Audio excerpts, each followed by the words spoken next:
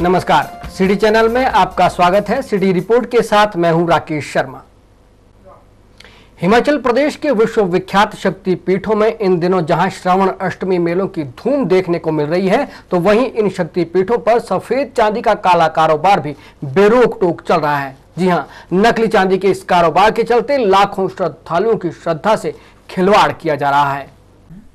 विश्व विख्यात शक्तिपीठ श्री नैना देवी में आजकल श्रावण अष्टमी मेलों के चलते श्रद्धालुओं का तांता लगा हुआ है, तो वहीं लाखों श्रद्धालुओं की आस्था के इस केंद्र में नकली चांदी का काला कारोबार लगातार फल फूल रहा है।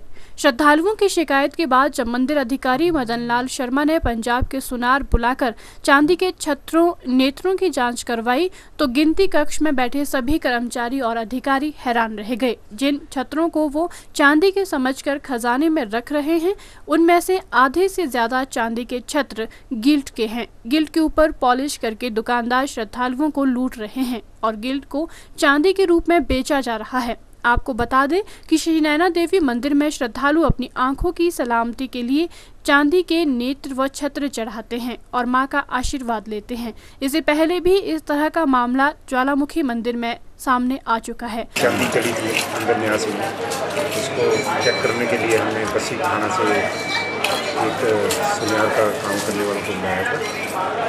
उन्होंने ये चेक किया, इसमें ये पाया गया कि 1 किलो 191 ग्राम चांदी हमारी कल प्राप्त हुई थी, जिसमें तकरीबन जो आधी चांदी है वो गिल्ट है और आधी जो है वो चांदी है। नाभा वालों माता दे हर साल दर्शन करने वास्ते आने आ, पर बड़ी एक अफसोस की गल है कि माता के चरणों में जेड़े चांदी के नेत्र या चांदी के छत्र जेडे चढ़ते हैं, इतने दुकानदार अक्सर जेडे बेचते हैं वो गिल्ट के बेचते हैं और गिल्ट के ही चढ़ते हैं। तो मैं चाहना और सारे पंजाब ही चाहता है कि जेडे नेत्र और चांदी के छत्र ने वो चांदी के ही छत्र ते नेत्र होण। वहीं नकली चांदी के कारोबार को लेकर 20 सूत्रीय कार्यक्रम के अध्यक्ष रामलाल ठाकुर ने कहा कि श्रद्धालुओं की आस्था से किसी भी प्रकार का खिलवाड़ बर्दाश्त नहीं किया जाएगा और नकली चांदी के व्यापारियों के खिलाफ सख्त कार्यवाही की जाएगी। साथ ही उन्होंने कहा कि नैना देवी में नकली चांदी की खरीद फरोख्त पर भी पूर्ण नियंत्रण के लिए मंदिर न्यास सर्टिफाइड दुकानों पर शुद्ध चांदी के छत्र और नेत्र उपलब्ध करवाएगा, ताकि यात्रियों को शुद्ध चांदी मिल सके। तो रिकॉर्ड के मुताबिक जितने लोग बाहर से आते हैं वो या तो चांदी के माँ के नैन खरीदते हैं या छत्र खरीदेंगे बाज़ार से, और वो छत्र मंदिर में चढ़ता है। पुराना अगर रिकॉर्ड देखें, जितने छत्र श्रद्धालु चढ़ाते हैं उनको तो गिराने की भी आवश्यकता नहीं रहती, क्योंकि उसमें चांदी तो है ही नहीं। वो पता नहीं किस चीज़ का बना होता है, लेकिन उस छत्र का बाज़ार में 1500 रुपये 1300 रुपये मुँह मांगी कीमत ली जाती है। और जो श्रद्धालु है वो यहाँ आके माता के जो उन्होंने नैन या छत्र चढ़ाने हैं वो पैसा माता नैना देवी के नाम से वो देते हैं, लेकिन बाहर जो दुकानदार है जो उसका काम करते हैं, जो दुकानों में लटके हुए छत्र, मैं कहना चाहूँगा कि इनके ऊपर छापा मारा जाना चाहिए कि भाई ये जो नकली सामान है ये क्यों बेचा जा रहा है। और मैं डिप्टी कमिश्नर साहब से भी कहूँगा कि टेम्पल ट्रस्ट की ओर से जो है ये छत्रों की और जो माता के नैन हैं उसकी सर्टिफाइड कोई ऐसी एजेंसी हो जो अपने जो टेम्पल ट्रस्ट है वो उन दुकानों को चलाए, और जो लोग हैं और उसका एक प्रचार होना चाहिए कि आप सीधा जो टेम्पल ट्रस्ट की दुकान है वो सर्टिफाइड मटेरियल है वो आप खरीदें और तब माता के चढ़ाएँ। तो मैं ये कहूँगा उससे टेम्पल ट्रस्ट की आमदनी भी बढ़ेगी और जो लोगों का विश्वास है, अटूट विश्वास है, उस विश्वास को भी जो है वो ताकत मिलेगी। सिटी चैनल के लिए बिलासपुर से विजय भारद्वाज की report. Town and country planning act के विरोध में हमीरपुर में लोगों द्वारा आक्रोश बढ़ता जा रहा है और इस एक्ट के तहत दर्जनों गांव को अपने अधीन करने पर ग्रामीणों के द्वारा खुलकर विरोध जताया जा रहा है, जिसके चलते आज हमीरपुर डीसी रोहनचंद ठाकुर के समक्ष 4 पंचायतों के बाशिंदों ने मुख्यमंत्री व शहरी विकास मंत्री को ज्ञापन पेश। जिला हमीरपुर के करीब 60 गांव को town and country planning act में डाला गया है, जिसके तहत अब इन चुने हुए गांव में इस एक्ट के तहत ही काम किया जाएगा। लेकिन इन चुने हुए गांव के ग्रामीणों द्वारा इस एक्ट का कड़ा विरोध किया जा रहा है। साथ ही ग्रामीणों ने जिला प्रशासन व संबंधित विभाग पर भी आरोप लगाया कि बिना किसी को अपने पक्ष में लेकर जबरदस्ती इस एक्ट को थोपा जा रहा है, जिस कारण अब ग्रामीण बेहद परेशान हैं। ग्रामीणों ने बताया कि town and country planning act का कड़ा विरोध किया गया है और डीसी के माध्यम से सीएम और शहरी विकास मंत्री को ज्ञापन सौंपा है। उन्होंने कहा कि बिना लोगों की राय लिए इस एक्ट को जबरदस्ती लागू किया जा रहा है। आज एक प्रतिनिधि मंडल जिलाधीश महोदय से इसलिए मिला कि मार्च 2014 में सरकार ने और टाउन एंड कंट्री प्लानिंग ने एक अधिसूचना जारी की, जिसमें 1.5 पंचायत सानमी, मोरसू सुल्तानी, आघार और सौर के लगभग 24 गांव बोटा योजना क्षेत्र में शामिल किए गए। लोग ये चाहते हैं कि अगर इस प्रकार की योजना लागू करनी थी तो उससे पहले लोगों की राय ली जाती, लोगों से विचार विमर्श किया जाता, उन्हें बाई लॉज के बारे में बताया जाता कि टाउन एंड कंट्री प्लानिंग के बाई लॉज क्या हैं, इसके प्रो एंड कॉन्स, लाभ हानियाँ क्या हैं। अगर लोगों के साथ इस प्रकार का विचार विमर्श किया जाता, फिर योजना को लागू किया जाता, तो शायद लोगों का विरोध ना होता। वहीं ग्रामीण महिला ने बताया कि town and country planning act का विरोध किया जा रहा है, क्योंकि इस एक्ट के लागू होने के चलते ग्रामीणों की परेशानियां बढ़ जाएगी और गांव में इस तरह के एक्ट के लागू होने से लोगों को छोटी जगह में भी काम करवाने के लिए दिक्कतें पेश आएंगी। पंचायत के 2 काम है वो टाउन एंड कंट्री प्लानिंग के इसके दायरे में आए हैं, तो 2 गांवों की जनता जो है वो विरोध कर रही है। इस माध्यम से हम डीसी साहब से मिले हैं और इस जो हमारे गांव टाउन एंड कंट्री एरिया में आए हैं उनको नुकसान हो सकता है, क्योंकि हमारे छोटे छोटे खेत होते हैं गांवों में, तो वहाँ पे सही ढंग से मकान नहीं बन पाएंगे और लोगों को नुकसान हो सकता है। और इससे टाउन एंड कंट्री प्लानिंग में आने से लोगों को नुकसान होगा, फायदा कोई नहीं होगा। सिटी चैनल के लिए हमीरपुर से अरविंदर सिंह की रिपोर्ट। हमीरपुर डिग्री कॉलेज में छात्रों की मांगों को पूरा न किए जाने पर एबीवीपी छात्र संगठन ने क्रमिक अनशन शुरू कर दिया है। कॉलेज परिसर में क्रमिक अनशन पर बैठे एबीवीपी के कार्यकर्ताओं ने कॉलेज प्रबंधन पर आरोप लगाया कि कॉलेज में छात्रों की समस्याओं को अनदेखा किया जा रहा है। हमीरपुर डिग्री कॉलेज परिसर में एबीवीपी छात्र संगठन द्वारा कॉलेज में रिक्त पदों की भर्ती, कैंटीन व्यवस्था में सुधार करने, क्लासरूम में पंखे, बस पास काउंटर इत्यादि समस्याओं को पूरा न करने पर आंदोलन किया जा रहा है। इसी के चलते कॉलेज में क्रमिक अनशन पर छात्र बैठ गए हैं। एबीवीपी के अमित ठाकुर ने बताया कि अभी तो अखिल भारतीय विद्यार्थी परिषद द्वारा क्रमिक अनशन किया जा रहा है, लेकिन अगर उनकी समस्याओं को नहीं माना गया तो वे आमरण अनशन। हमने 1-2 हफ्ते पहले कुछ मांगे कॉलेज प्रशासन के पास रखी थी, जैसे कि पार्किंग के लिए, बस पास काउंटर के लिए, और जो पानी की व्यवस्था है उसमें काफ़ी कमी है उसके लिए, और जो कॉलेज के जो बिल्डिंग्स है वो काफ़ी लीकेज होती है उनमें, उसके लिए तो वो अभी तक इसमें कोई भी अमल नहीं किया है कॉलेज प्रशासन ने। सिटी चैनल के लिए हमीरपुर से अरविंदर सिंह की रिपोर्ट। कंडाघाट के तहत पड़ने वाले साधुपुर स्थित अल्झो में पिछले 1 सप्ताह से शिव पुराण कथा का आयोजन किया जा रहा है। ये कथा स्वर्गीय देवेंद्र शर्मा की याद में की जा रही है। अल्झो गांव में आयोजित इस शिव कथा में क्षेत्र के लोग बढ़ चढ़कर भाग ले रहे हैं। कंडाघाट के तहत पड़ने वाले साधुपुर स्थित अल्झो में पिछले 1 सप्ताह से शिव पुराण कथा का आयोजन किया जा रहा है। मंगलवार को अल्झो में आयोजित शिव पुराण कथा सुनने के लिए हिमाचल कांग्रेस सचिव हमेंद्र ठाकुर भी पहुंचे। उन्होंने शिव पुराण कथा का श्रवण किया और उसके बाद क्षेत्र की महिलाओं द्वारा आयोजित भजन कीर्तन में भाग लिया। कथावाचक कमल ने बताया कि अल्झो में चल रही ये शिव कथा 31 जुलाई तक चलेगी। प्रत्येक दिन ये कथा 2 बजे से सायं 5 बजे तक आयोजित की जा रही है। उसके बाद प्रत्येक दिन विशाल भंडारे का भी आयोजन किया जाता है। मंगलवार को भी क्षेत्र की भारी संख्या में लोगों ने अल्झो में आयोजित शिव पुराण कथा में भाग लिया। में श्री शिव महापुराण का आयोजन चल रहा है स्वर्गीय श्री देवेंद्र शर्मा जी की याद में। यहाँ पे लोग बड़े चढ़ करके भाग ले रहे हैं। ये शिव महापुराण 21 जुलाई से 31 जुलाई तक चल रहा है।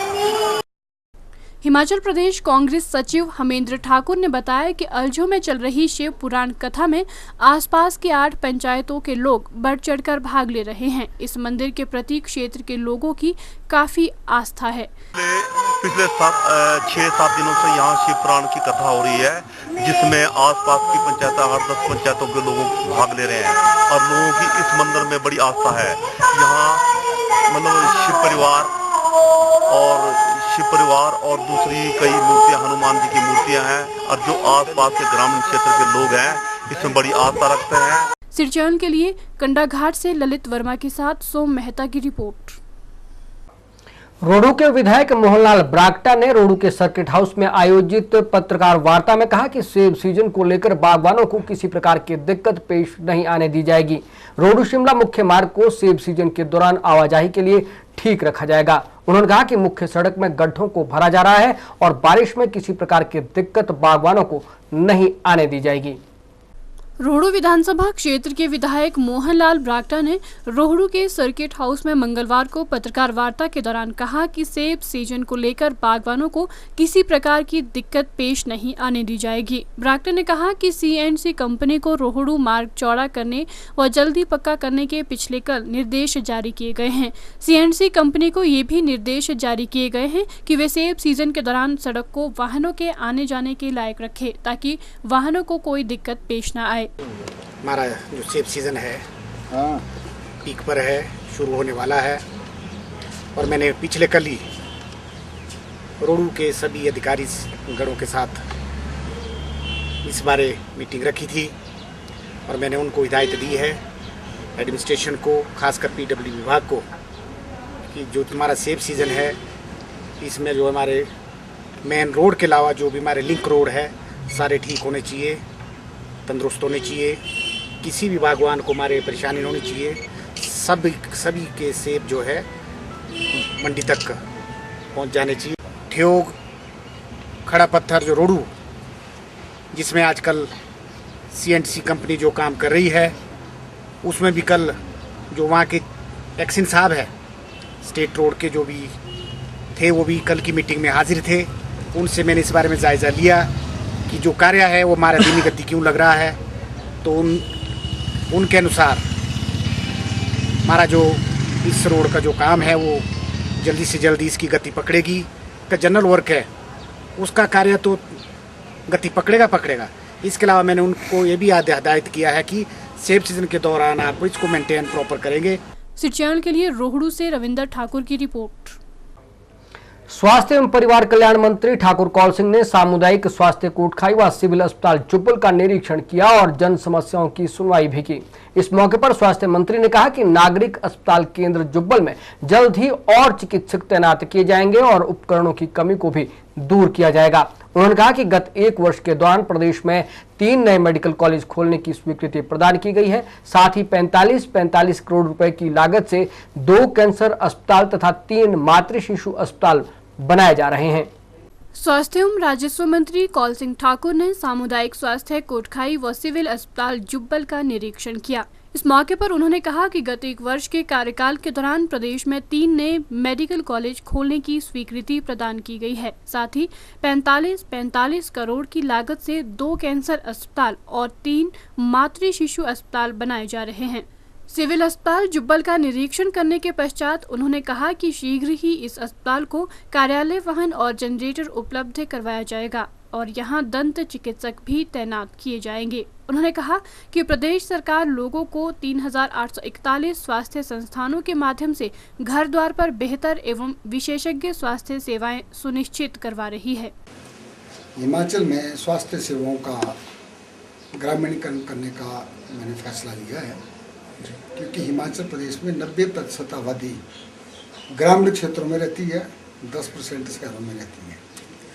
तो ग्रामीण क्षेत्रों के जितने भी चाहे सिविल हॉस्पिटल है, कम्युनिटी हेल्थ सेंटर है, प्राइमरी हेल्थ सेंटर है, उनमें डॉक्टर और पैरामेडिकल स्टाफ लगाना सरकार की पहली प्राथमिकता है, और ताकि लोगों को अच्छी स्वास्थ्य सेवाएं उपलब्ध कराई जा सके। हर कम्युनिटी हेल्थ सेंटर में हमने फैसला किया है कि डेंटल सर्जन भी होगा, ऑप्थेल्मिक असिस्टेंट भी होगा, डेंटल चेयर भी हम उपलब्ध कराएंगे, एक्सरे मशीन भी होगी और उसके लिए जो है हमारे प्रयास जारी है। सिरचैल के लिए रोहड़ू से रविंदर ठाकुर की रिपोर्ट। सोलन शहर और आसपास के क्षेत्रों में खुशहाली और सुख समृद्धि बनी रहे, इसी उद्देश्य से कांगड़ा हमीरपुर सभागार में हर वर्ष की भांति इस वर्ष भी कांगड़ा हमीरपुर मैत्री सभा द्वारा श्रीमद् भागवत महापुराण ज्ञान यज्ञ का आयोजन किया जा रहा है। कथा का शुभारंभ कलश स्थापना और देव पूजन से किया गया। सोलन के कांगड़ा हमीरपुर सभागार में हर वर्ष की भांति इस वर्ष भी कांगड़ा हमीरपुर मैत्री सभा द्वारा श्रीमद् भागवत महापुराण ज्ञान यज्ञ का आयोजन किया जा रहा है। 28 जुलाई से 4 अगस्त तक चलने वाली इस कथा के प्रथम दिन शक्तिपीठ पट्टाघाट वाले व्यास श्री गोवर्धन शास्त्री द्वारा श्रद्धालुओं को श्रीमद् भागवत कथा का व्याख्यान कर श्रोताजनों को प्रवचन का रसपान करवाया गया। भागवत कथा से आपने विज्ञान करना, अगर आपके 99 कार्य पूरे हैं तो 100वां कार्य भगवान भी करता है। एक काम जीवन में भगवान पर छोड़ रखना चाहिए, पर एक शर्त है कि आपके 99 काम पूरे होने चाहिए, उसमें ढील नहीं होनी चाहिए। अगर आपके 99 काम पूरे हैं तो 100वां काम भगवान भी अवश्य करता है। जीवन में कथा से ज्ञान करना, आपने भी एक काम जीवन में कोई भगवान पर छोड़ रखा करो, हे भगवान बस ये काम भगवान करेगा, तो देखो कैसे वो काम होता है कि नहीं होता, कैसे भगवान उस काम को करते हैं। जब भगवान के द्वारा वो कार्य पूर्ण होता है तो विश्वास दृढ़ होता है। कांगड़ा हमीरपुर मैत्री सभा के महासचिव पुरुषोत्तम गुलेरिया ने जानकारी देते हुए बताया कि संस्था द्वारा जनहित के लिए धार्मिक आयोजन समय समय पर आयोजित किए जाते हैं। उन्होंने कहा कि श्रीमद् भागवत महापुराण कथा जो कि 28 जुलाई से 4 अगस्त तक आयोजित की जा रही है और इसमें नित्य नियम से श्रद्धालुओं को कथा का श्रवण करवाया जा रहा है। प्रतिवर्ष की भांति इस वर्ष भी आज से 4 तारीख तक श्रीमद् भागवत पुराण का जो यहाँ अनुष्ठान चलेगा, परम पूज्य गुरु श्री गोवर्धन शास्त्री जी अपने प्रवचनों के द्वारा, अपनी मधुर वाणी के द्वारा सोलन वासियों को अपने ज्ञान का प्रसाद बांटेंगे। और मैं अनुरोध भी करना चाहता हूँ चैनल के माध्यम से कि सोलन निवासी ज़्यादा से ज़्यादा संख्या में आकर इस भक्ति यज्ञ में अपनी आहुति डालें और यहाँ पे भक्ति प्रसाद ग्रहण करके जाएं। भगवान से कामना है निर्विघ्न हमारा ये अनुष्ठान पूर्ण हो, ऐसी भगवान से प्रार्थना है। और सोलन के समृद्धि के लिए, यहाँ के जनमानस के कल्याण के लिए सारा ये यज्ञ प्रतिवर्ष किया जाता है। सिरचैल के लिए सोलन से दयाराम कश्यप के साथ सोम मेहता की रिपोर्ट। पूरे देश की तरह सोलन जिला में भी ईद उल फितर का पर्व धार्मिक भावना, आपसी भाईचारे और प्रेम व एकता के साथ मनाया गया। हिंदू मुस्लिम एकता का उदाहरण बना सोलन जिला में स्थित जामा मस्जिद में मुस्लिम समुदाय के लोगों ने नमाज पढ़ी और ईद पर गले मिलकर एक दूसरे को बधाई दी। इस मौके पर हिंदू मुस्लिम सहित सभी धर्मों के लोगों ने भी एक दूसरे को बधाई दी। देश की तरह सोलन जिला में भी ईद उल फितर का पर्व धार्मिक भावना, आपसी भाईचारे, प्रेम और एकता के साथ मनाया गया। सुबह से ही सोलन की जामा मस्जिद में मुस्लिम समुदाय के लोगों की भारी भीड़ उमड़ पड़ी और सभी ने मिलकर नमाज अदा की। इस अवसर पर बाजार में भी खासी रौनक दिखाई दी। लोगों ने इस अवसर पर एक दूसरे को मिठाई बांटी। मीडिया से बात करते हुए जामा मस्जिद सोलन के इमाम मौलाना मोहम्मद यूनुस ने बताया कि सोलन की जामा मस्जिद बहुत पुरानी मस्जिद है, जहां हिंदू मुस्लिम सहित सभी समुदाय के लोग आते हैं। विशेषकर पर्व के अवसर पर सभी मिलकर त्योहार मनाते हैं, जिससे हिंदू मुस्लिम की एकता को भी बल मिलता है। उन्होंने कहा कि गरीब परिवारों के लिए 35 रुपये विशेष दान सत्कारे फितर निकाला गया, जो यतीम, बेवा, गरीब, लावारिस व जरूरतमंदों में बांट दिया जाएगा। रमज़ान मुबारक का पवित्र महीना समाप्त हुआ है, जिसके उपलक्ष्य में ईद की नमाज, ईद उल फितर की नमाज 2 रकात अदा की गई, जिसमें शहर के आसपास के तकरीबन 30-40 मीटर के मुसलमानों ने इकट्ठे होकर के हज़ारों की तादाद में तकरीबन 2-2,500 लोगों ने ईद की नमाज अदा की। इस मुबारक मौके पर तमाम देशवासियों को, प्रदेशवासियों को ईद की शुभकामनाएँ दी गई और देश की एकता तथा अखंडता, देश की खुशहाली, प्रदेश की खुशहाली, सोलन शहर की खुशहाली, प्रदेशवासियों और देशवासियों की सलामती के लिए, उनकी खुशहाली के लिए, उनकी तरक्की के लिए दुआ की गई। प्रदेशवासियों से और देशवासियों से देश की एकता और अखंडता कायम रखने के लिए दरख्वास्त की गई और उनसे अपील की गई। गरीब मुसलमान, बेवा, लावारिस, यतीम, साधनहीन और ऐसे लोग जिनके पास कोई आमदनी का जरिया नहीं है, उनकी इमदाद करने के लिए खुशहाल परिवारों की तरफ से, औसत दर्जे के परिवारों की तरफ से 35 रुपये पर हेड सदका फितर विशेष दान एकत्रित किया गया, इकट्ठा किया गया, जो गरीबों की इमदाद उससे और सहायता की जाए। ईद की नमाज अदा करने आए कशीब खान ने कहा कि ईद का पर्व एक मुस्लिम पर्व माना जाता है। इस दिन रमजान के महीने के रोज़े के बाद सभी मुस्लिम समुदाय के लोग खुदा को याद करके नमाज पढ़ते हैं और रोज़ा खोलते हैं। उन्होंने कहा कि ये त्योहार आपसी भाईचारा और धार्मिक भावना का प्रतीक है। ईद उल फितर के ऊपर आप सबको मुबारकबाद। इस उपलक्ष्य पर हम सब यहाँ पर जामा मस्जिद सोलन में इकट्ठे होते हैं, नमाज अदा करते हैं, एक दूसरे के भाईचारे का संदेश देते हैं।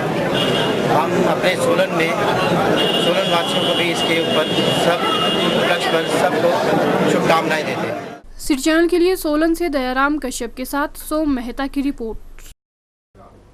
रामपुर और आसपास के क्षेत्रों में राष्ट्रीय उच्च मार्ग नंबर 5 के मुरम्मत और कंक्रीट वाल लगाने का काम इन दिनों जोरों पर है, लेकिन गुणवत्ता पर बिल्कुल भी ध्यान नहीं दिया जा रहा। इससे विभागीय कार्य प्रणाली पर प्रश्न चिन्ह लग गया है। लोगों का कहना है कि मुख्यमंत्री के गृह क्षेत्र में निर्माण में इस तरह की धांधली हो रही है, तो बाकी प्रदेश के हिस्सों में किस तरह की स्थिति।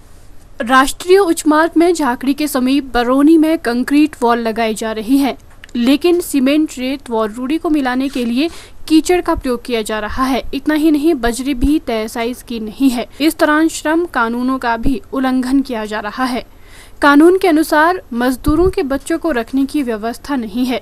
बच्चे खुले आसमान में कार्यस्थल पर मिट्टी से खेलने को मजबूर है। मुख्य मार्ग निर्माण में धांधली और श्रम कानूनों का उल्लंघन हो रहा है, तो दूसरे स्थानों पर गुणवत्ता की आशा नहीं की जा सकती। लोगों का आरोप है कि राष्ट्रीय उच्च मार्ग की देखरेख के लिए तैनात अधिकारी स्थानीय होने के कारण उन्हें अपने घर के कामों से फुर्सत ही नहीं मिलती, जिस कारण वे कार्यस्थल पर केवल MB भरने ही पहुंचते हैं। लोगों का आरोप है कि ऐसे अधिकारी एक ही स्थान पर कई वर्षों से डटे हैं, जिस कारण राजनीतिक बैठ भी है। बहरहाल, मुख्यमंत्री के गृह क्षेत्र में निर्माण में गुणवत्ता को नजरअंदाज किए जाने की घटना पर तुरंत जांच की जानी चाहिए। मजदूरों का कहना है कि कंक्रीट मिलाने के लिए सड़क में जमा हुआ कीचड़ ही प्रयोग किया जा रहा है। उन्होंने कहा कि उनके बच्चों को भी मुश्किल आ रही है और तिरपाल के नीचे रहना बहुत मुश्किल है। नारायण सिंह। क्या काम कर रहे हो? हम सब डंगे के काम करते हैं। अच्छा, कितने आदमी हैं? यहाँ लगभग होंगे हम लोग 20-21 बंदे हुए। पानी सर जी हम लोग इसी में डालते हैं, सीमेंट बजड़ी। अच्छा, कहाँ से लाते हैं पानी? जी ये रोड से लाते हैं। कभी यहाँ पानी नहीं मिलता तो नीचे ऊपर जाते हैं लेने। अच्छा, रोड में तो आ ही जाता है जी, बारिश का पानी जी। नहीं रखी है कुछ पहिया? वहाँ झालते रहते हैं, कभी यहाँ टेंट में मतलब देखने के लिए एक औरत को छोड़ देते हैं। दिक्कत नहीं आती है टेंट में? जी पिकअप आती है। नाम ठाकुराम। अच्छा, कहाँ के हो? यूपी। अच्छा, कहाँ काम कर रहे हैं? क्या काम कर रहे हो? काम क्या सर, ये डंगे रोड के PWD का जो है ये डंगे का काम हो रहा है। दरअसल जहाँ रोड क्षतिग्रस्त है उसको हम सुधार रहे हैं। तो यहाँ बच्चों को दिक्कत नहीं आती? बच्चे लेके चले हैं काम पर? बच्चों को तो दिक्कत है। अभी देखो यहाँ टेंट में रहना पड़ता है, बारिश आती है तो फिर भी प्रॉब्लम होती है। दरअसल बात ये है कि अब टेंट ठेकेदार ने लाया नहीं है दूसरी जगह से? पानी सर आता है, लेकिन अभी ये बारिश का काम सतलुज तो नीचे है, अब इतने यहाँ तो पानी का प्रॉब्लम है।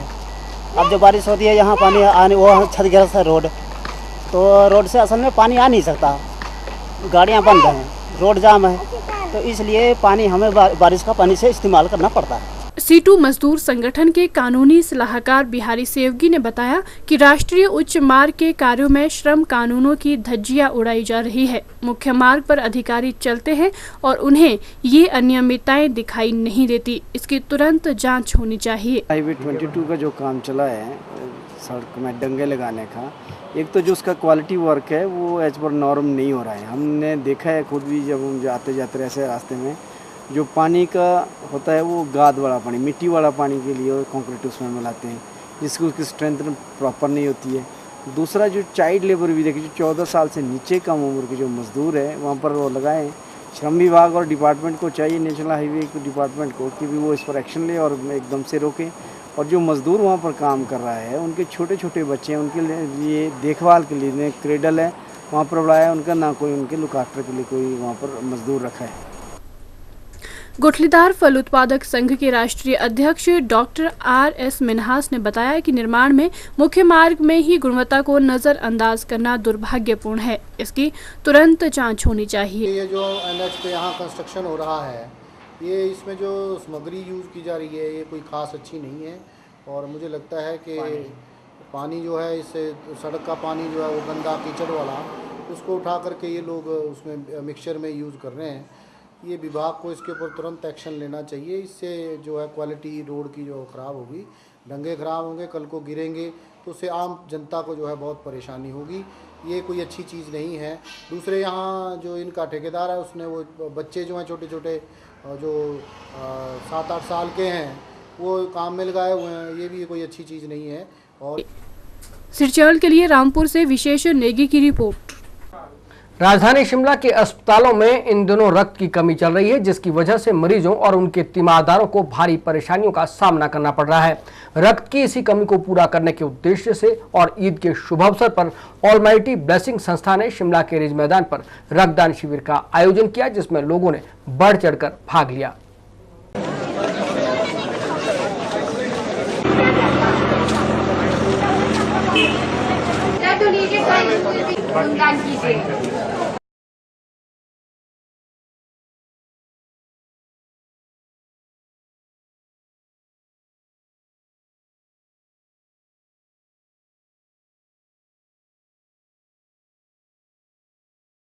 सिरचौल के लिए शिमला से राजेंद्र काली के साथ अनीश चौहान की रिपोर्ट। हिमाचल प्रदेश पथ परिवहन निगम के लिए जुलाई का महीना खासा खराब रहा और मंगलवार 30 तारीख को एक साथ 2 बसें दुर्घटनाग्रस्त हो गई, जिसमें 21 से अधिक लोगों की जानें गई और 30 से अधिक लोग घायल हो गए। सुन्नी के बसंतपुर से करीब 13 किलोमीटर आगे शिमला से सबेराखट जा रही निगम की बस गहरे नाले में जा गिरी, जिसमें 21 लोगों ने दम तोड़ दिया और 5 लोग गंभीर रूप से घायल हो गए।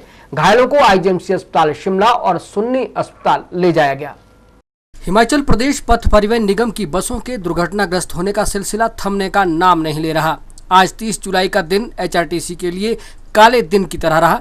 सुबह ठियोग में निगम की एक बस दुर्घटनाग्रस्त हुई, जिसमें 20 के करीब लोग घायल हुए, लेकिन शाम के समय सुन्नी के बसंतपुर के साथ लगते कढ़ार घाट में गंभीर हादसा हुआ, जिसमें शिमला से सबेराखट जा रही निगम की बस गहरी खाई में जा गिरी और उसमें 21 लोगों की मौके पर ही मौत हो गई, जबकि 7-8 लोग गंभीर रूप से घायल हो गए। मौके पर मौजूद प्रत्यक्षदर्शियों के मुताबिक किसी वाहन को पास देते समय ये दुर्घटना हुई।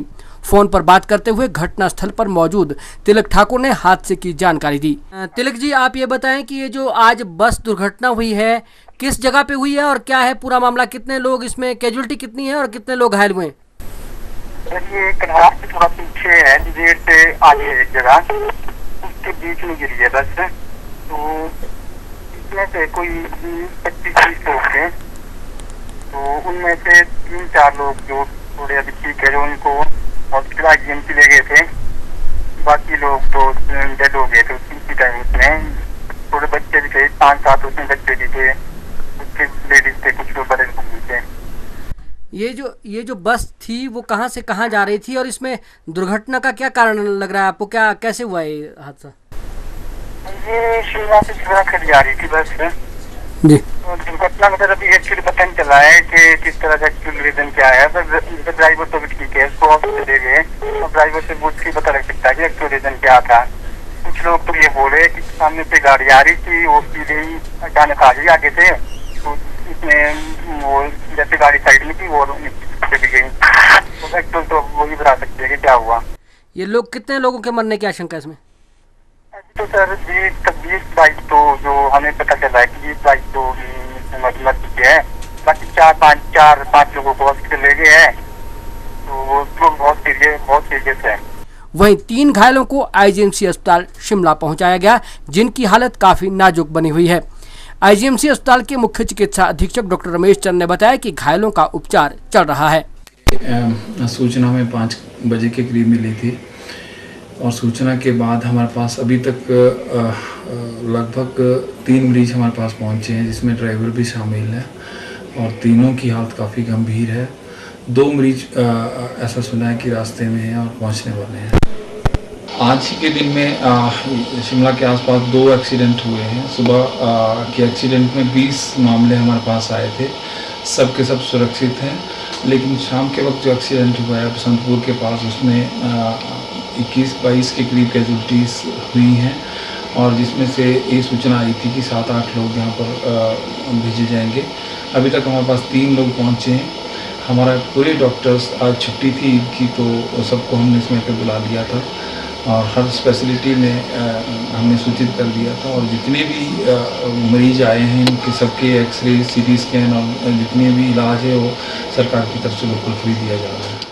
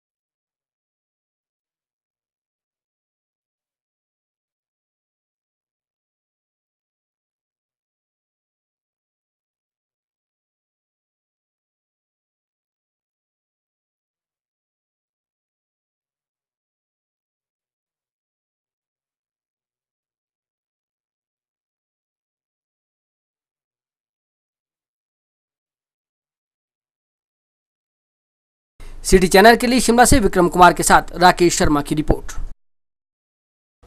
विश्व शांति व मानव कल्याण के उद्देश्य से विश्व शांति सेवा समिति सोलन द्वारा आगामी अक्टूबर माह में श्री कृष्ण श्रीमद् भागवत ज्ञान यज्ञ का आयोजन किया जा रहा है।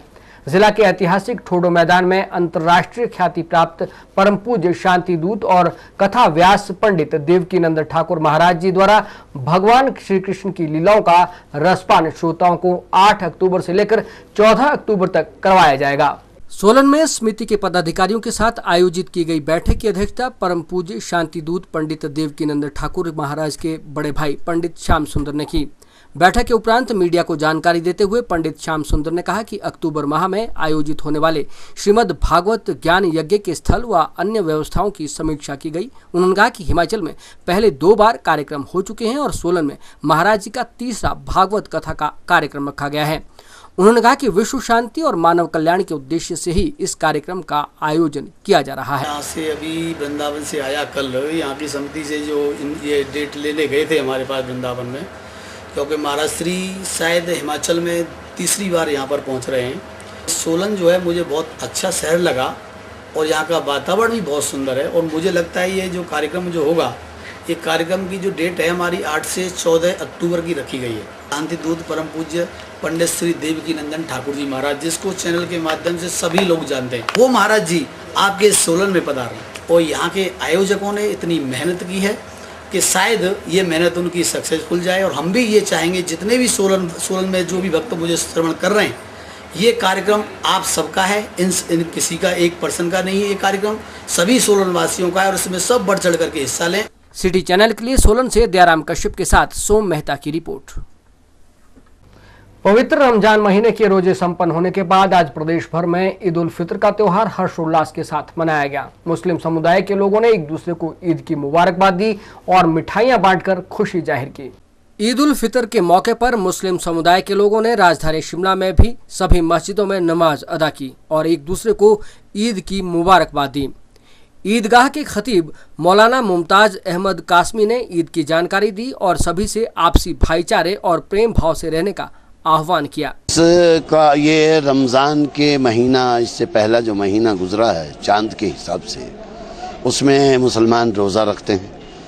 रोज़ा एक ख़ास वक्त से, यानी कि आजकल 4:02 से लेके और 7:32 तक शाम को ना कुछ खाना ना पीना, ना किसी की बुराई करनी, ना गीबत करनी, ना झूठ बोलना, इन तमाम चीज़ों से बचने का नाम रोज़ा है। फ़वाहिशात और बुरी हरकतों से बचना और इस रोज़े को पूरा करना। ये 1 महीने तक रोज़े रखा तो हमारे नबी सल्लल्लाहु अलैहि वसल्लम और अल्लाह जिसने हमें पैदा किया है उसने ये बतलाया कि जब 1 महीना तुमने रोज़े रखे हैं तो ये इनाम का दिन है। हम इस मुबारक दिन मुसलमानों को ख़ास तरीके से ये पैगाम देना चाहते हैं कि वो अपने दिलों के अंदर अल्लाह का डर पैदा करें, बुराइयों से बचें, फवाहिशात से बचें, शराब और नशेआवर चीज़ें जो आज आम हो रही हैं उससे बचें और आपस में प्यार और मोहब्बत, इत्तिफाक और इत्तिहाद से रहें। इस मौके पर हिमाचल प्रदेश वक्फ बोर्ड के अध्यक्ष ख्वाजा खलीलुल्लाह ने सभी प्रदेशवासियों को ईद की मुबारकबाद दी और प्रदेश की तरक्की की दुआ की। मैं सबसे पहले आप लोगों के चैनल के तवज्जुह से सारे हिमाचल वासियों को, भाई बहनों को, सबको मेरी तरफ से, मेरी वक्फ बोर्ड की तरफ से, मेरे परिवार की तरफ से सबको बहुत बहुत ईद मुबारक हो। और मैं चाहूँगा कि ये जो हमारे पूरा रमज़ान का महीना जो इबादतों का, बरकतों का और नमाज़ों का, रोज़ों का, कुरान पढ़ना, हर चीज़ अच्छे काम करने का सवाब सबको मिले, जो जो रोज़ा रखे और जो साथ रोज़ा खोलते थे उनको भी सवाब मिले। सिटी चैनल के लिए शिमला से राजेंद्र काली के साथ राकेश शर्मा की रिपोर्ट। गत दिनों चौपाल विधानसभा क्षेत्र के भ्रानू और थरोच पटवार व्रतों में बादल फटने से हुए भारी नुकसान पर गहरी चिंता जताते हुए नेरवा जिला परिषद सदस्य सुरेंद्र चौहान ने प्रदेश सरकार और जिला प्रशासन से नुकसान का आकलन कर प्रभावितों को तुरंत मुआवजा देने की अपील की है। सुरेंद्र चौहान ने सिटी चैनल से बात करते हुए बताया कि बादल फटने से लोगों के बागीचों, मकानों और गौशालाओं को भारी क्षति पहुंची है और सड़कें भी क्षतिग्रस्त हुई है, जिससे लोगों के सेब सीजन पर भी प्रभाव पड़ेगा। बादल फटने से उप तहसील नेरवा के थ्रोच पटवार वृत्त में जो क्षति हुई है उसमें ग्राम जो कुटांगन कुतहास चढ़ास सड़क थी वो पूर्णतया क्षतिग्रस्त हो गई है। इसके अतिरिक्त वहाँ पर 30 हेक्टेयर भूमि बाढ़ में बह गई है, जिसमें टमाटर की फसल थी और अन्य फसलें थी। इसके अतिरिक्त पटवार वृत्त भ्रानू के ग्राम नावी, मुरली, मंढोचली, मिंडा एवं अन्य स्थानों में भी भारी वर्षा के कारण कोई स्थायी और इन दोनों पटवार वृत्तों में 27 गौशालाएं बह गई और कोई 30 मकान बिल्कुल क्षतिग्रस्त हो चुके हैं, जो कि असुरक्षित अनसेफ घोषित किए गए हैं। इसके अलावा 4000 पौधे सेब के जिनकी आयु 15 से 20 वर्ष है पूर्णतया क्षतिग्रस्त हो चुके हैं। एक जेसीबी लोक निर्माण विभाग के ठेकेदार श्री भूपेंद्र सिंह की मलबे में पूर्णतया दब चुकी हैं। वहां पर जनजीवन अस्त व्यस्त हो गया है और भूट मंढोचली नावी सड़क थी पूर्णतया क्षतिग्रस्त हो गई है।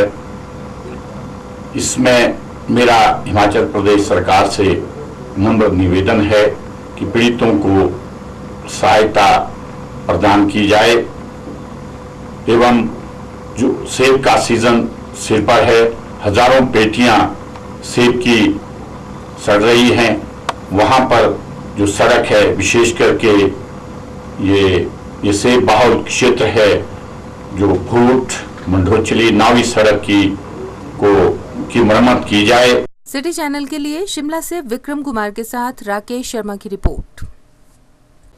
हिमाचल प्रदेश न्यायिक प्राधिकरण द्वारा आम जनता को कानून संबंधी जानकारी उपलब्ध करवाने के लिए विधिक साक्षरता शिविरों का आयोजन किया जाता है। समाज में अनुसूचित जाति, जनजाति, प्रत्येक वर्ग की महिलाएं, नाबालिग बच्चे, औद्योगिक संस्थान के कामगार, मानसिक व शारीरिक रूप से अक्षम व्यक्ति, आपदाग्रस्त क्षेत्र के निवासी, सामान्य वर्ग का 1 लाख से कम आय का नागरिक मुफ्त कानूनी सहायता प्राप्त करने का अधिकारी है। ये जानकारी आज अतिरिक्त मुख्य न्यायिक दंडाधिकारी अमित मंड्याल ने शिमला की ग्राम पंचायत आनंदपुर में आयोजित विधिक साक्षरता शिविर के दौरान उपस्थित जनता को दी।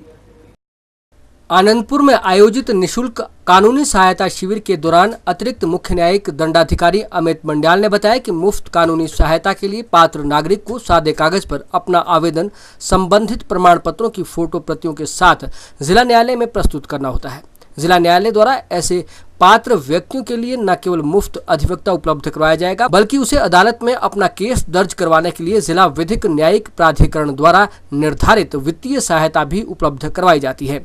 उन्होंने कहा कि कानून समाज में प्रत्येक नागरिक के अधिकारों को सुरक्षा प्रदान करता है। आम आदमी की समस्याओं के निदान के लिए कानून बनाए जाते हैं। समाज के प्रत्येक व्यक्ति का दायित्व है कि वो परिवार और समाज में दूसरों के अधिकारों को सुरक्षा प्रदान करें और अपने दायित्वों का पूरी ईमानदारी से निर्वहन करें। उन्होंने कहा कि प्रत्येक नागरिक को अपने देश, समाज और परिवार के प्रति अपने कर्तव्य को सच्चाई व निष्ठा से निभाना है। यही एक आदर्श नागरिक की पहचान है। उन्होंने कहा कि आज समाज में बढ़ रही नशे की प्रवृत्ति, भ्रूण हत्या, प्रदूषण, प्राकृतिक संसाधनों का अंधाधुंध दोहन और रासायनिक खादों के अंधाधुंध प्रयोग के प्रति जागरूकता भी प्रत्येक नागरिक का मौलिक कर्तव्य है, जिसके प्रति अपनी भागीदारी सुनिश्चित की जानी आवश्यक है। इस मौके पर प्रधान जिला बार संगठन वीरेंद्र शर्मा ने मोटर वाहन अधिनियम पर चर्चा करते हुए कहा कि व्यावसायिक वाहनों में सामान ढोएं, सवारियां ना ले जाएं, वरना दुर्घटना की स्थिति में वाहन मालिक के लिए कई विकट समस्याएं उत्पन्न होने की संभावनाएं बढ़ जाती हैं। वहीं अधिवक्ता मीरा ठाकुर ने खाद्य वस्तुओं में मिलावट होने पर इसकी शिकायत खाद्य निरीक्षक से करने की सलाह दी। अधिवक्ता नीरजा ने कहा कि अपने परिवार में प्रेम और सौहार्द का माहौल बनाएं ताकि माता पिता, पत्नी और बच्चों को अदालत की शरण न लेनी पड़े। अधिवक्ता भावना ने कहा कि सूचना के अधिकार का प्रयोग वैर विरोध की भावना से नहीं बल्कि अपने व जनहित में किया जाना चाहिए। इस मौके पर ग्राम पंचायत आनंदपुर के प्रधान के अलावा काफी संख्या में ग्रामवासी उपस्थित थे। सिटी चैनल के लिए शिमला से विक्रम कुमार के साथ राकेश शर्मा की रिपोर्ट। शिमला के इंदिरा गांधी खेल परिसर में आयोजित की गई हॉट वेदर टेबल टेनिस प्रतियोगिता संपन्न हो गई। समापन समारोह के मौके पर पर्यटन निगम के उपाध्यक्ष हरीश जनार्था ने बतौर मुख्य अतिथि शिरकत की और प्रतियोगिता के विजेताओं को पुरस्कार देकर सम्मानित किया। टेबल टेनिस की ट्रॉफी पर हरियाणा सोनीपत के आयुष ने एजी शिमला के अधीश राणा को 4-2 से हराकर ट्रॉफी पर कब्जा किया। शिमला के इंदिरा गांधी खेल परिसर में आयोजित की जा रही शिमला वेदर टेबल टेनिस प्रतियोगिता आज संपन्न हो गई। इस प्रतियोगिता में उत्तर भारत से 10 से 70 वर्ष की आयु वर्ग के 256 प्रतिभागियों ने हिस्सा लिया। समापन समारोह के मौके पर पर्यटन निगम के उपाध्यक्ष हरीश जनार्था बतौर मुख्य अतिथि शरीक हुए। इस प्रतियोगिता के फाइनल मुकाबले में सोनीपत के आयुष ने हिमाचल एजी ऑफिस शिमला के अधीश राणा को 4-2 से हराकर ट्रॉफी पर कब्जा किया। शिमला टेबल टेनिस के प्रेस सचिव सोमू रे ने प्रतियोगिता की जानकारी दी और कहा कि टेबल टेनिस में हिमाचल के खिलाड़ियों का उज्जवल भविष्य है और आने वाले समय में वे राष्ट्रीय और अंतर्राष्ट्रीय स्तर पर बेहतरीन खेल दिखाएंगे। वैसे जो ये प्रतियोगिता जो होती है ये बहुत प्रेस्टिजियस, इस को जो हम नाम देते हैं Shimla hot weather table tennis प्रतियोगिता, तो इसमें जो है संपूर्ण उत्तर भारत से तो हर साल ये प्रतियोगिता आयोजित की जाती है। और पिछली बार भी जो हमारे पास मेरठ यानी उत्तर प्रदेश, राजस्थान, हरियाणा, हिमाचल प्रदेश, पंजाब, चंडीगढ़, जम्मू कश्मीर, फॉर्चुनेटली इस बार 2-3 जगह से हमारे पास प्लेयर्स नहीं आ पाए, लेकिन जो भी प्लेयर्स आए हैं इस बार मतलब राष्ट्रीय स्तर के खिलाड़ी इस बार भाग ले रहे थे इस प्रतियोगिता में। और मुझे ये देख के बहुत अच्छा लगा कि क्योंकि ये चीज़ एक आदान प्रदान है, कोई दिल्ली का अच्छा प्लेयर आके हिमाचल के खिलाड़ी के साथ खेलेगा, हरियाणा का कोई अच्छा प्लेयर आके हमारे बच्चों के साथ खेलेगा, तो डेफिनेटली जो आपका जो टेबल टेनिस का स्तर है वो काफ़ी हद तक मैं ये कह सकता हूँ कि हर क्षेत्र में जितने भी वर्ग में इसमें जो 10 वर्ष से लेकर 70 साल की उम्र तक की पार्टिसिपेशन हमारे पास रही। 256 लोगों ने इसमें 256 बच्चों से लेके बड़े पुरुष वर्ग में, महिला वर्ग में इसमें सम्मिलित हुए। और जो इसका हॉट वेदर का जो स्तर है मैं देख रहा हूँ दिन पर दिन बढ़ ही रहा है, और ये हमारे प्रदेश के लिए ही नहीं बल्कि देश के लिए भी बहुत अच्छी बात है, बहुत गर्व की बात है। और जहाँ तक हिमाचल प्रदेश की बात है, हाँ थोड़ा सा मौसम और थोड़ा सा जो संभावनाएं हैं खेल की वो थोड़ी सी कम है, क्योंकि मौसम आपका साथ नहीं देता है। बावजूद इसके जो हिमाचल के जो खिलाड़ी हैं बहुत अच्छा खेले। समापन समारोह के मुख्य अतिथि व पर्यटन निगम के उपाध्यक्ष हरीश जनार्था ने विजेता प्रतिभागियों को बधाई दी और पुरस्कार देकर सम्मानित किया। सिटी चैनल के लिए शिमला से विक्रम कुमार के साथ राकेश शर्मा की रिपोर्ट।